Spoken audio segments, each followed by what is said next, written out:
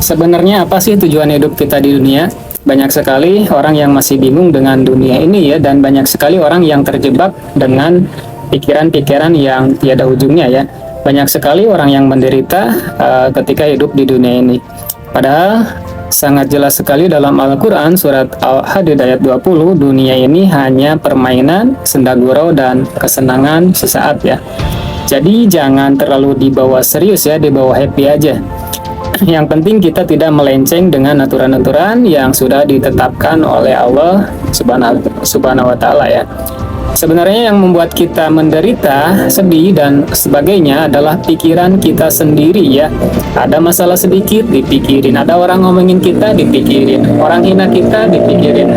Itu masalahnya ya. Coba kalau kita ubah cara pandang kita terhadap itu, misalkan orang ngomongin kita atau menghina kita, jangan sakit hati ya, justru kita harus bersyukur. Oh iya ya, kata Allah kan kalau orang ngomongin kita di belakang, jelekin kita di belakang, berarti orang tersebut sedang memberikan pahala atau amal baiknya kepada kita gitu ya. Kok kenapa saya harus marah ya? Harusnya saya berterima kasih sama orang tersebut ya. Dan saya sering dengar tuh Ustadz ya, kalau yang paham akan hal ini, mereka selalu ngomong begini ya, bersedekahlah kepada orang-orang yang membenci kamu ya. Kalau kamu bersedekah kepada orang yang baik sama kamu, itu namanya balas budi ya.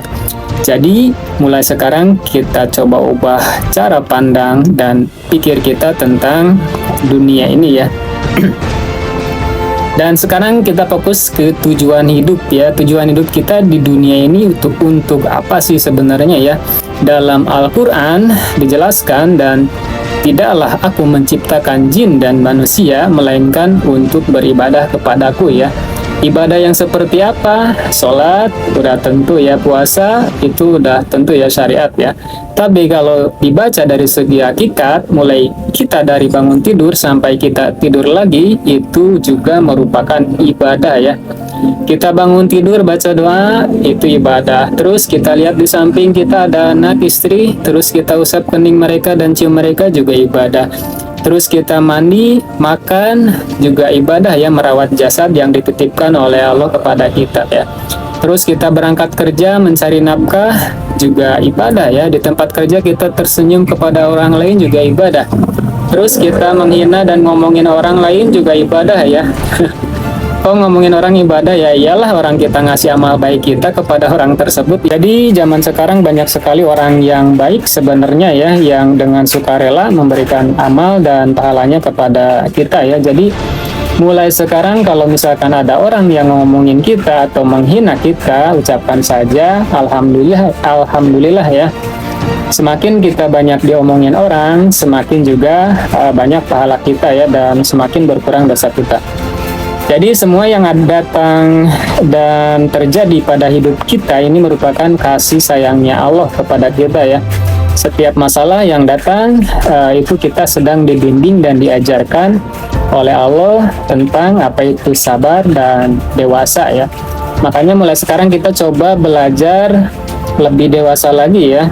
Dewasa itu bukan sekedar tambah umur atau sudah tua ya, tapi dewasa dalam segi akhlak ya. Karena Nabi Muhammad pun diutus ke muka bumi ini, yang pertama itu untuk menyempurnakan akhlak ya. Jadi akhlak itu nomor satu.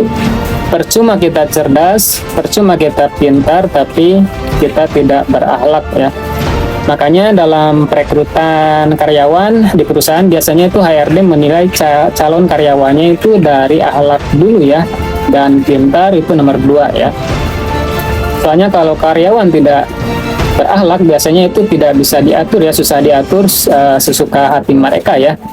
Yang ada malah nanti makan hati terus ya, jadi toksik jadinya ya. Kalau misalkan mau putus kontrak juga susah, soalnya handle kerjaan di handle dia semua ya. Ya mulai sekarang kita ubah cara pola pandang pikir kita terhadap dunia ya, dan anggap semuanya sebagai kasih sayang Allah ya. Insya Allah ketika kita dicintai Allah, apapun yang kita inginkan pasti dikabulkan oleh Allah ya, selama itu baik untuk kita ya. Jadi kita jangan di SD terus ya, di SMP terus ya, kita harus naik kelas ya. Orang tua yang kaya raya dan saya sangat cinta sayang kepada anaknya, pasti apapun yang anak itu inginkan dikasih ya. Apalagi Allah yang Maha mempunyai segalanya.